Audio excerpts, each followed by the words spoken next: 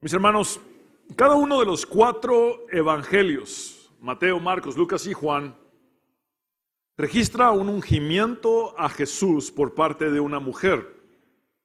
Tenemos buenas razones para concluir que Mateo, Marcos y Juan hablan de un mismo acontecimiento, pero Lucas de uno distinto. Mateo, Marcos y Juan relatan un suceso que aconteció en la última semana del ministerio terrenal del Señor Jesucristo, es decir, en la semana de su pasión. De hecho, Juan nos dice cuál es el nombre de aquella mujer que ungió a Jesús, y es María, la hermana de Marta y de Lázaro.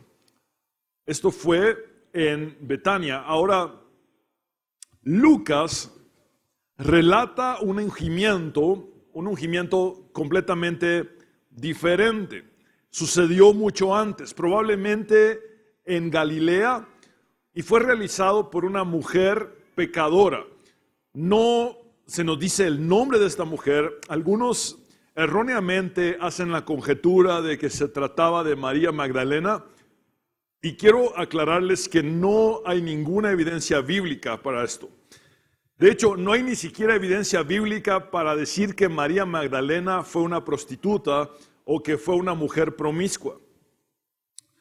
Es un error que se cometió muchos siglos después de que María Magdalena hubiese pasado a la presencia del Señor. Un papa interpretó que María Magdalena había sido prostituta. Luego empieza a salir arte representando a María Magdalena como una prostituta, y posteriormente otro papa trata de corregir y rescatar la reputación que había sido echada a perder post-mortem de María Magdalena, pero ya era muy tarde. Y cualquiera puede decir: pastor, yo vi en la película de la Pasión a María Magdalena representada como una prostituta. Sí, es cine, no es la Biblia, es cine.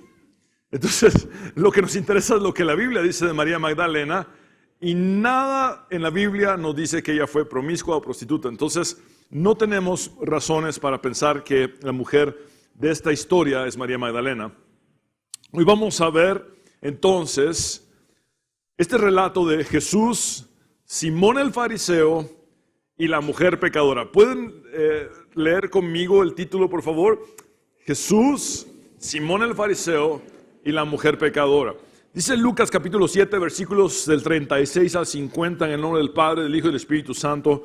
Uno de los fariseos rogó a Jesús que comiese con él, y habiendo entrado en casa del fariseo se sentó a la mesa. Entonces una mujer de la ciudad que era pecadora, al saber que Jesús estaba a la mesa en casa del fariseo, trajo un frasco de alabastro con perfume, y estando detrás de él a sus pies llorando, comenzó a regar con lágrimas sus pies, y los enjugaba con sus cabellos, y besaba sus pies, y los ungía con el perfume.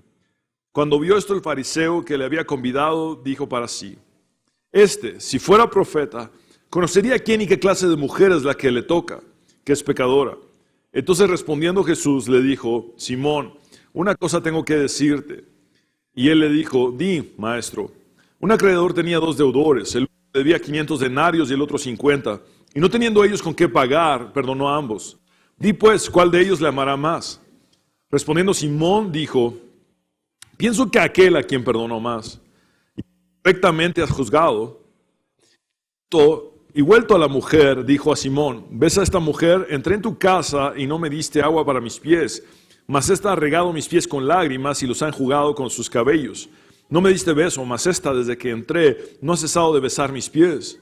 No ungiste mi cabeza con aceite, mas esta ha ungido con perfume mis pies.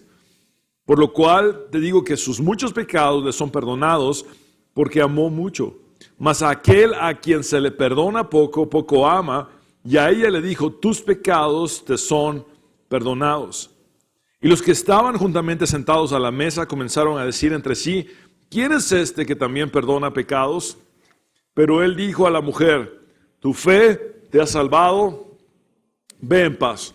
Lo primero que necesitamos es el conocer detalles acerca del lugar del suceso. Mis hermanos, esta es una de esas historias que si no se comprende el contexto cultural del siglo en el que Jesús desempeñó su ministerio terrenal, se pierden muchos detalles. Ahora, el lugar del suceso es importante entenderlo. ¿Y cómo se llevó a cabo? Creemos que Jesús en su ministerio itinerante enseñaba en diferentes sinagogas. Y es probable que en aquella región de Galilea haya visitado alguno de los pueblos, y la tradición era, o el protocolo era, que cuando llegaba un maestro, alguno de los principales de la sinagoga tenía la responsabilidad de invitarlo a su casa a comer. Es decir, no necesariamente Simón el fariseo realmente amaba a Jesús o tenía tanto deseo de compartir con él, sino que era meramente algo que tenía que cumplir. Es lo que podemos deducir de por qué llegó Jesús a la casa de este fariseo.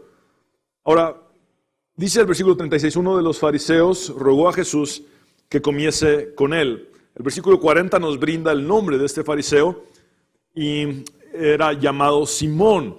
Ahora, este es un personaje distinto a Simón el leproso, que habla del que este Simón el leproso aparece en Mateo y también en Marcos, ya que Simón era un nombre sumamente común. Tenemos por lo menos a 10 personajes en la Biblia cuyo nombre es Simón. Y Simón significa en griego el de nariz chata. De verdad, no estoy bromeando, es lo que significa el nombre. No sé por qué era tan popular. Algunos dicen que tal vez venía de Simeón y por eso. Pero ahora, dice, y habiendo entrado en casa del fariseo, se sentó a la mesa. Por favor, digan conmigo, se sentó. Literalmente en griego dice, se reclinó, y ya voy a explicar la diferencia entre sentarse y reclinarse. Ahora, tan solo 2 capítulos atrás, Jesús había comido en la casa de un publicano que él llamó, cuyo nombre era Leví, también conocido como Mateo, alguien que era considerado como el peor tipo de persona, un traidor a la patria, y estaba excomulgado de la vida social y religiosa. Ahora Jesús está en la casa de un fariseo que era el principal prototipo religioso de la época. Y quiero aclarar esto porque generalmente cuando en la actualidad escuchamos el término fariseo pensamos en un villano. Pero en el entorno judío del primer siglo, un fariseo era el modelo a seguir en el judaísmo. Es decir, el fariseo se preocupaba por cumplir con todo lo que la ley decía. Claro, la interpretaba erróneamente. El corazón de muchos de ellos estaba lejos de Dios, pero eran realmente ejemplos en aquel momento los fariseos. Ahora, vean el contraste, cómo Jesús entra en casa de un publicano, también va a la casa de un religioso, y es porque todos absolutamente necesitamos el mensaje del evangelio, todos, independientemente de a qué te dediques, de qué hagas, cuál es tu historia, tú necesitas el evangelio de Cristo. Ahora, tenemos que ubicarnos también en algunos aspectos, y es que las casas en aquel entonces no eran tan grandes, y es muy probable que al tener una reunión con tantos invitados, en lugar de ponerla o de armarla dentro de la casa, se pusiera todo fuera de la casa, es decir, a la intemperie, en el patio. Esto explicaría el por qué la mujer tuvo acceso a entrar a la casa de un religioso. Una mujer pecadora jamás sería bienvenida en la casa de un religioso judío, un fariseo. Ahora, en el punto número 2, vemos que el arrepentimiento conduce al pecador a los pies de Jesús. Entonces, una mujer de la ciudad que era pecadora, y esto implica que era prostituta, obviamente, y seguramente una prostituta judía, al saber que Jesús estaba a la mesa en casa del fariseo, Es decir, tuvo coraje para ir a un lugar donde ella sería rechazada de inmediato. Trajo un frasco de alabastro con perfume. El frasco de alabastro era un contenedor que tenía un cuello largo que se quebraba o rompía para extraer su contenido. Este perfume era un aceite aromático con fragancias que seguramente ella como prostituta solía usar para el ejercicio de su profesión, entre comillas. Noten cómo algo que ella había usado para el pecado, ahora lo usa para mostrar su adoración a Cristo. Por eso, el hecho de que Jesús posteriormente aceptara el perfume ofendería grandemente las sensibilidades religiosas de los fariseos. Versículo 38, y estando detrás de él, por favor noten que viene desde atrás, estando detrás de él a sus pies llorando, comenzó a regar con lágrimas sus pies y los enjugaba con sus cabellos y besaba sus pies y los ungía con el perfume. En aquel contexto no se utilizaban sillas como las que ustedes están usando ahora. Tampoco las mesas como las conocemos. Generalmente se sentaban sobre divanes muy bajos, como cojines, almohadones, casi al ras del suelo, y una mesa muy baja. Entonces, nunca comían con la mano izquierda. No me pregunten ahora, después les digo. ¿Por qué? Se recostaban, echando los pies para atrás sobre estos divanes. Generalmente se recostaban de esta forma y entonces comían. O podían estar de esta forma y comer con la mano derecha.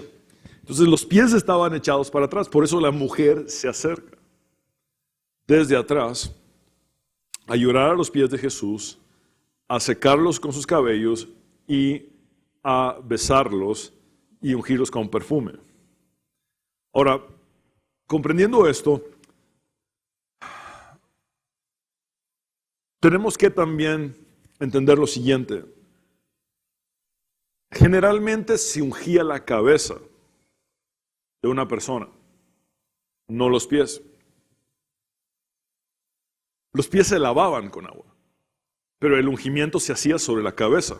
Si ustedes ven el relato en los evangelios, del otro ungimiento es sobre la cabeza.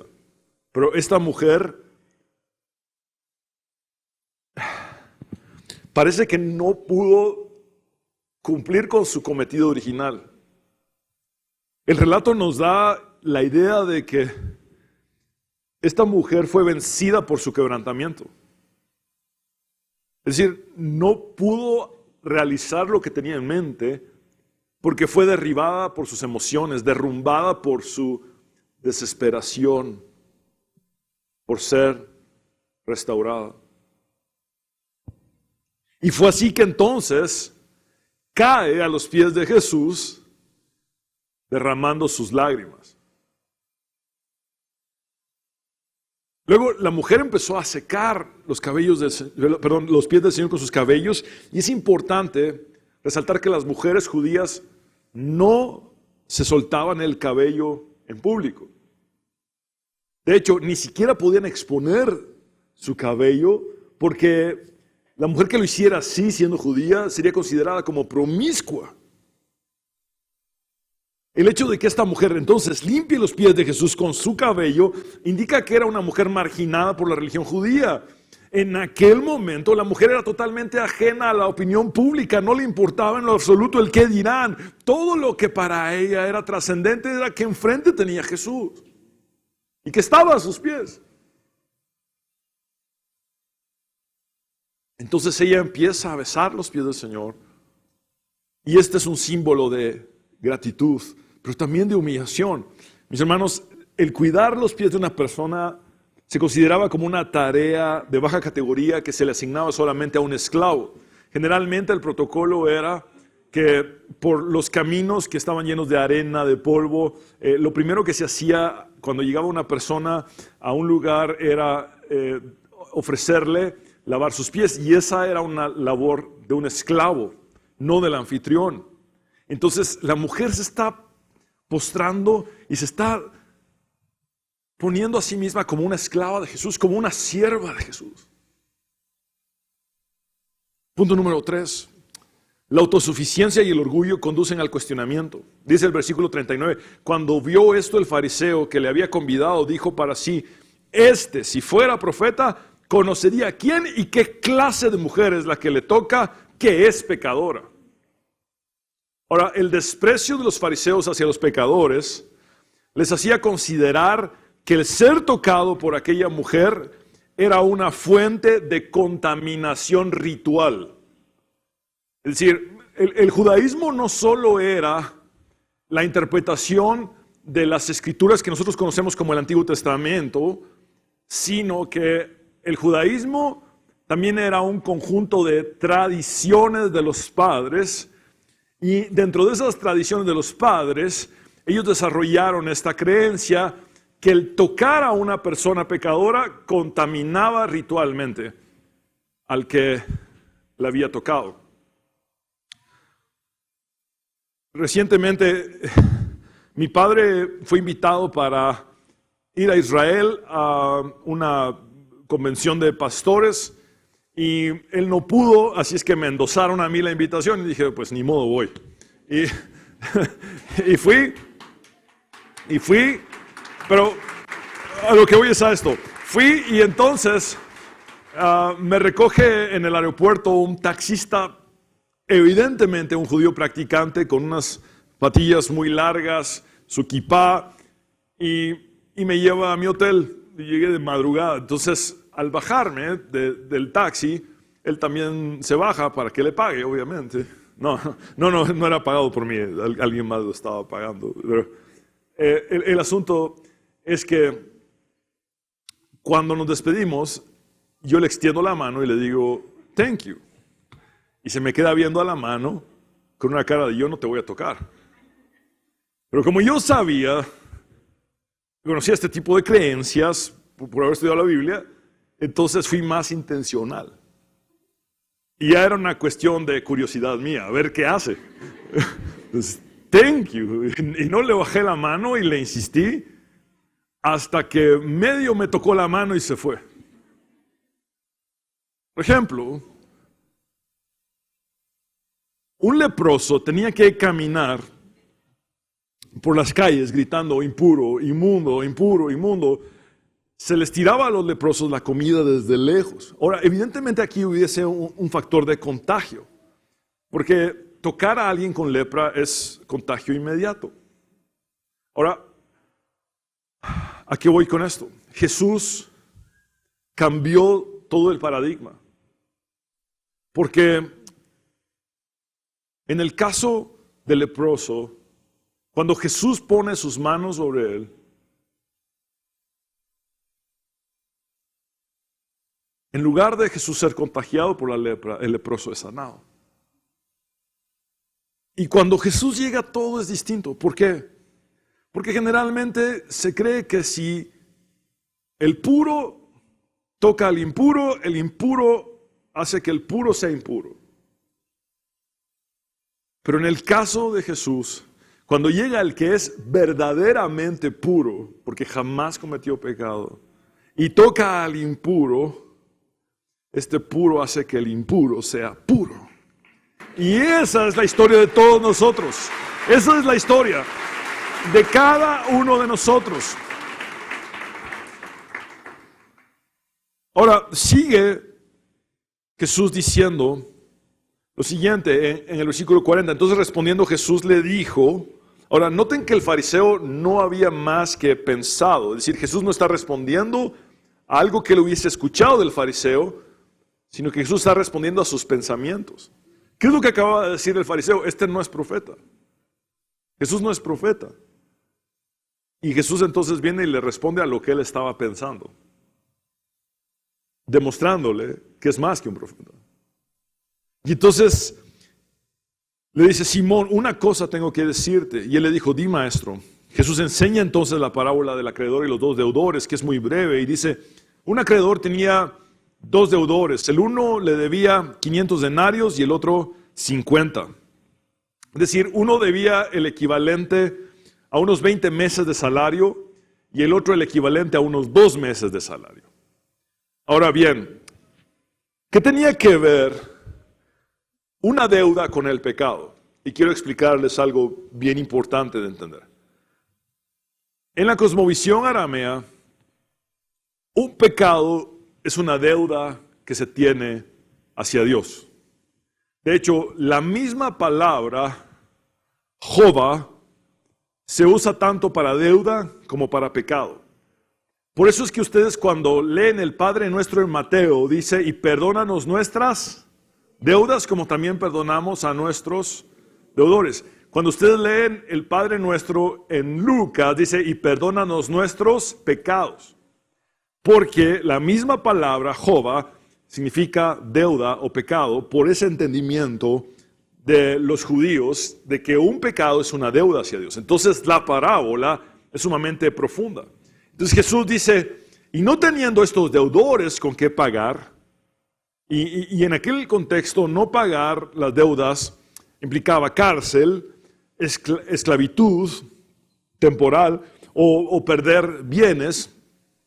Pero este acreedor va más allá de la letra de la ley y misericordiosamente dice que perdonó a ambos.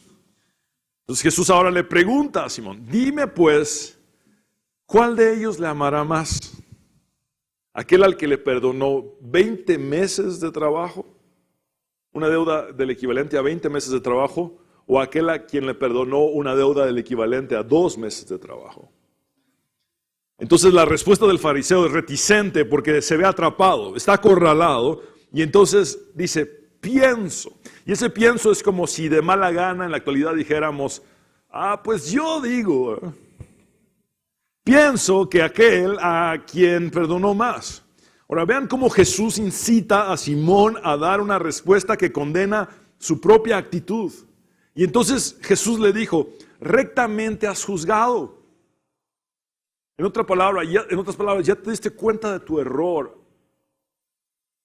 Sin embargo, quiero aclarar esto, la parábola, más allá de tener que ver con la cantidad del pecado en la vida de una persona, tiene que ver con la conciencia de ese pecado en el corazón. Es decir, no es un asunto de ver quién pecó más, y que llevemos una cuenta de pecados. ¿Quién pecó más? No, es un asunto de quién se da cuenta de cuánto pecado tiene y lo reconoce en su corazón, porque entonces puede acudir al único que perdona pecados para ser perdonado. Entonces, los pecados de la mujer eran notorios. Los pecados de la mujer eran públicos, eran evidentes. Pero ambos eran pecadores. Quizá Simón trataba de ocultarlo y mantener una cierta imagen por ser religioso, pero era pecador. De hecho, la mujer cometía un pecado de inmoralidad sexual público. Pero estamos casi seguros de que el fariseo cometía pecado de inmoralidad sexual en lo oculto. Jesús dijo que cualquiera que vea a una mujer para desearla, ha adulterado con ella en su corazón.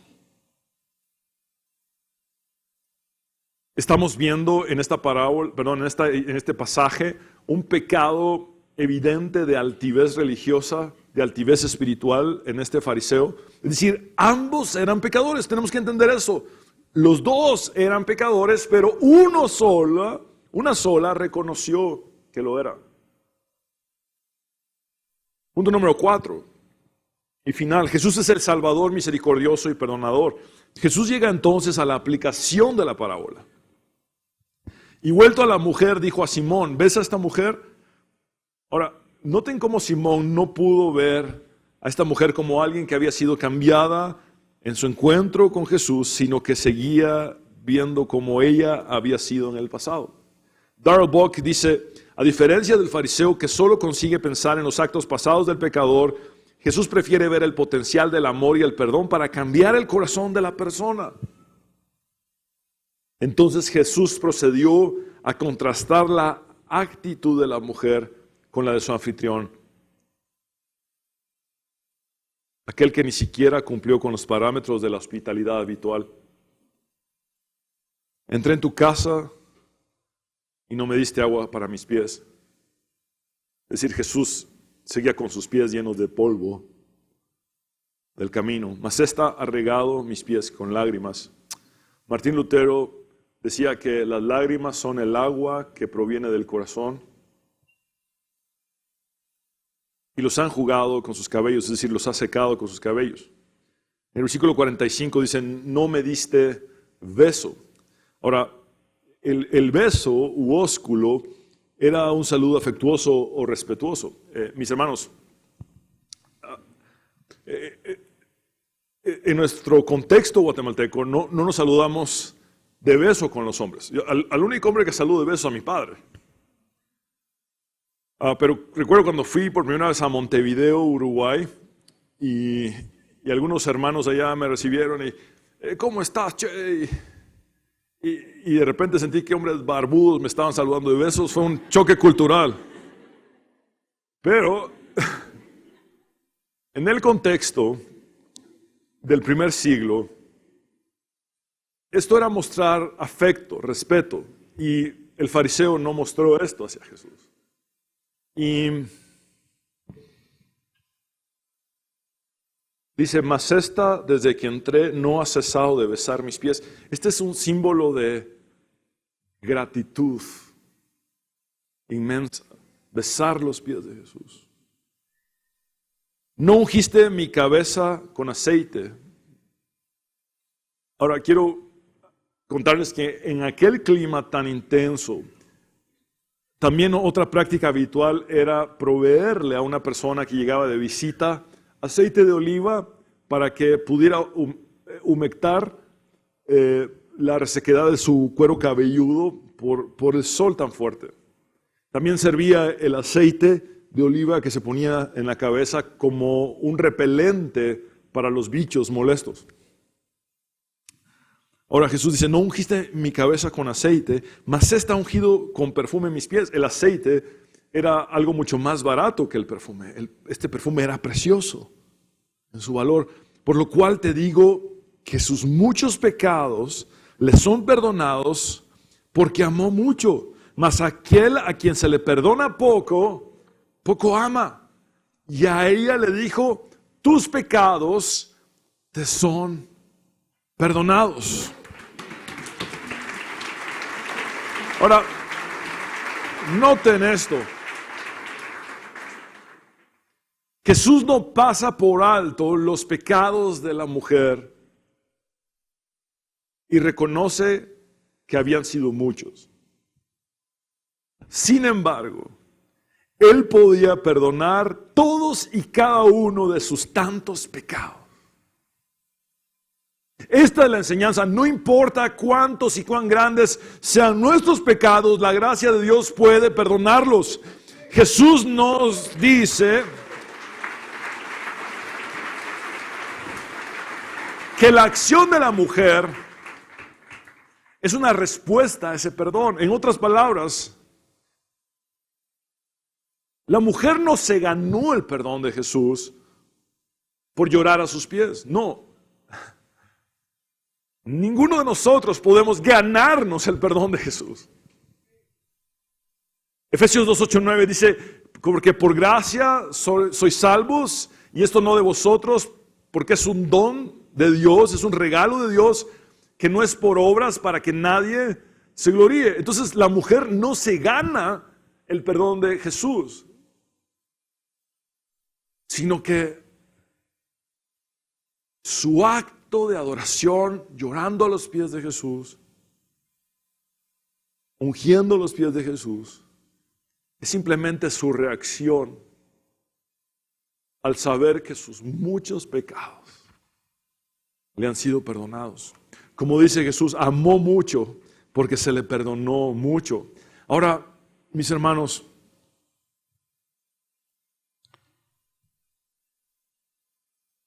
quiero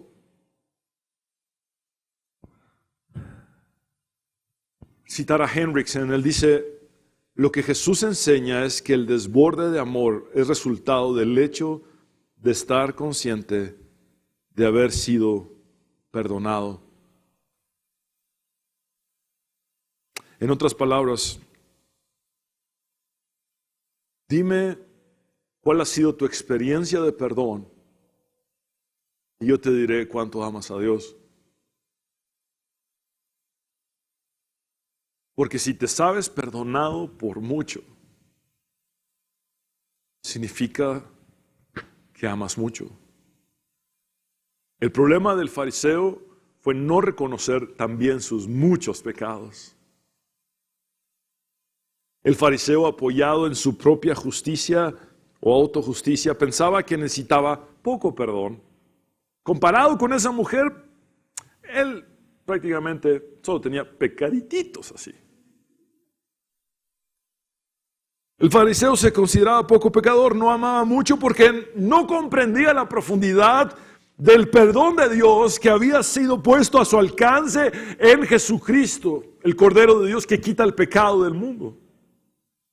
El fariseo prefiere compararse con la mujer y entonces congratularse a sí mismo, tal cual como en la parábola del fariseo y el publicano. ¿Recuerdan ustedes esa parábola que Jesús enseña? Un fariseo que llega a orar al templo y en lugar de hablar con Dios, habla con su propio ego, utilizando a Dios y dice, te doy gracias Dios porque no soy como estos pecadores, no soy como aquel, ni como aquel, ni como aquel, ni como aquel, y menos como ese publicano que está ahí.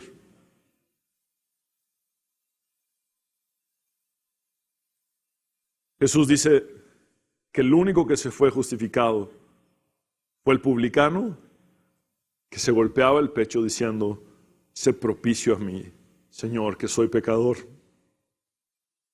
Ahora, Jesús cuestiona esta manera de considerar el pecado. ¿A qué me refiero con esto? ¿Te crees tú menos pecador que alguien más? ¿O me creo yo menos pecador que alguien más? Todos somos pecadores. De hecho, es un exfariseo de fariseos que cita el Salmo al decir, no hay justo ni aun uno. Es un exfariseo de fariseos que dice, por cuanto todos pecaron y están destituidos de la gloria de Dios. Este Saulo fue el que escribió Romanos.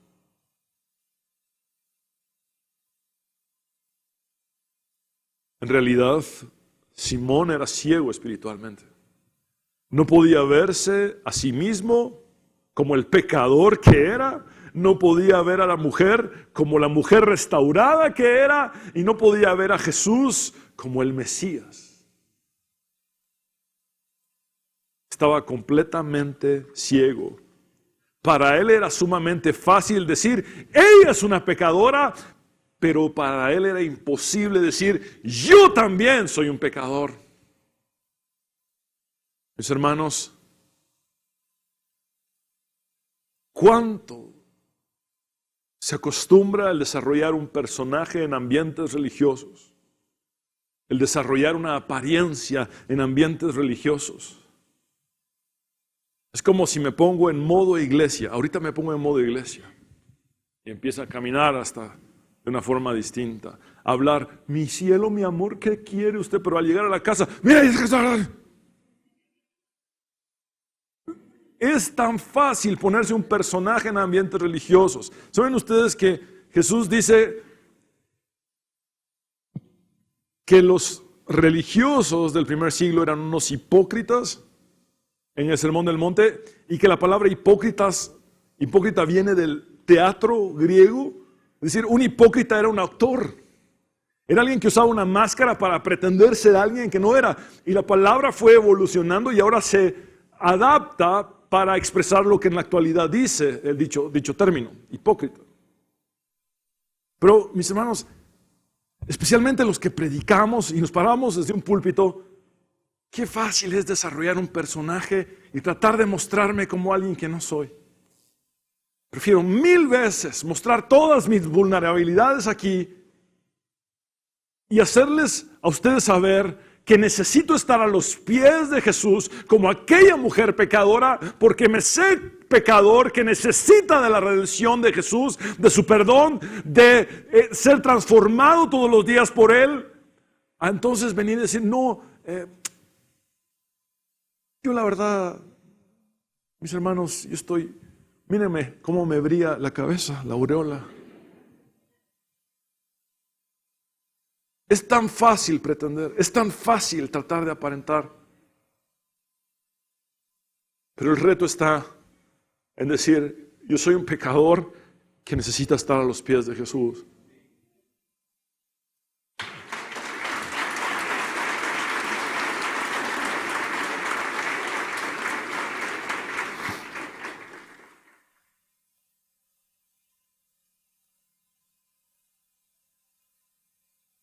Dice el versículo 49, y los que estaban juntamente sentados a la mesa comenzaron a decir entre sí, ¿quién es este que también perdona pecados? Evidentemente los que estaban sentados a la mesa no serían publicanos, serían fariseos, los amigos del religioso. Y esto provocó una discusión entre los invitados. El perdón de los pecados era una prerrogativa expresamente divina. Recordemos que Simón había puesto en duda que Jesús fuera profeta y ahora están viendo a Jesús hacer algo que solamente Dios hace, perdonar pecados. Entonces los expertos judíos en teología dicen, ¿qué es lo que Él está diciendo? Eso implica el máximo nivel de autoridad divina, perdonar pecados. Pero Jesús los ignoró por completo. Su interés estaba con la mujer que había sido redimida del pecado.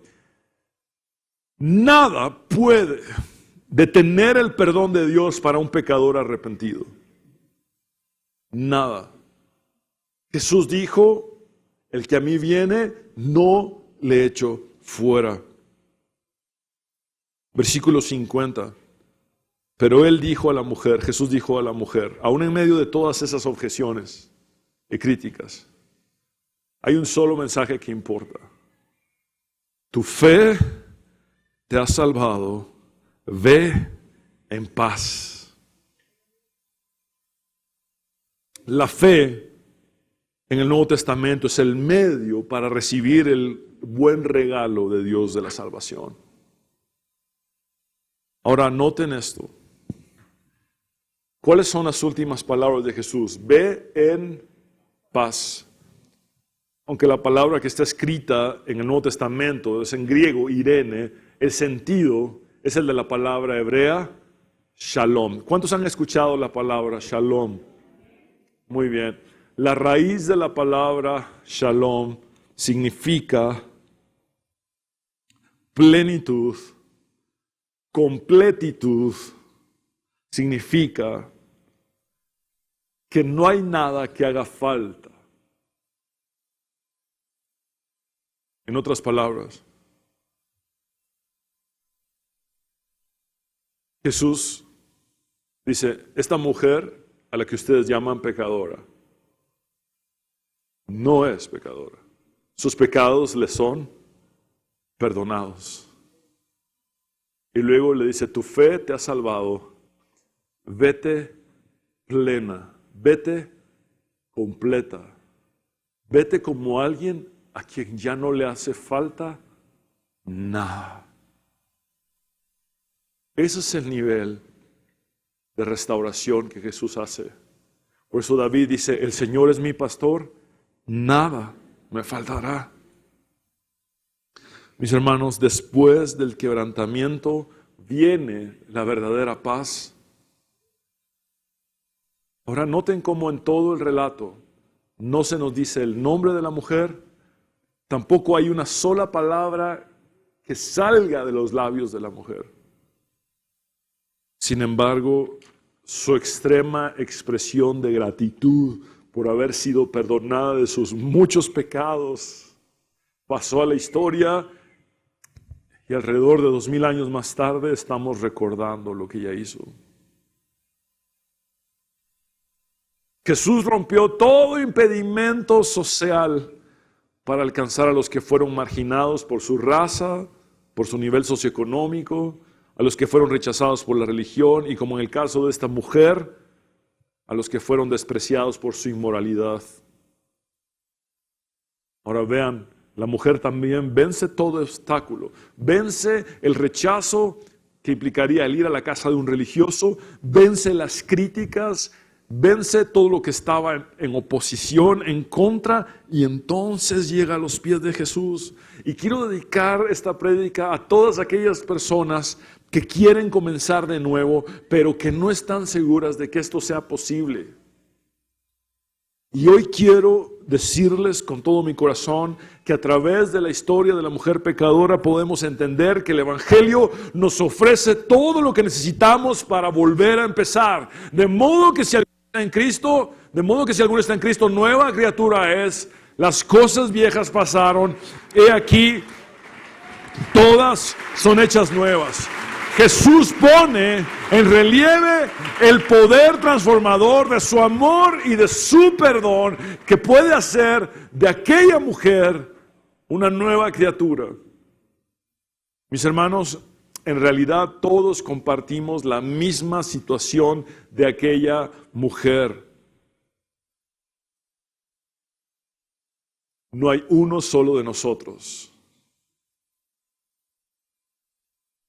que no necesite estar a los pies de Jesús. Incluso debemos mostrarles a otros cómo llegar a los pies de Jesús. Nunca veamos por sobre el hombro a otras personas porque sus pecados sean más notorios o sean públicos. La superioridad no es un signo del cristianismo. El cristianismo surge desde un pesebre. Esta es nuestra posición. Mis hermanos, hubo alguien que dijo, evangelismo no es más que un mendigo que ha hallado pan diciéndole a otro mendigo cómo encontrar el mismo pan. Por eso,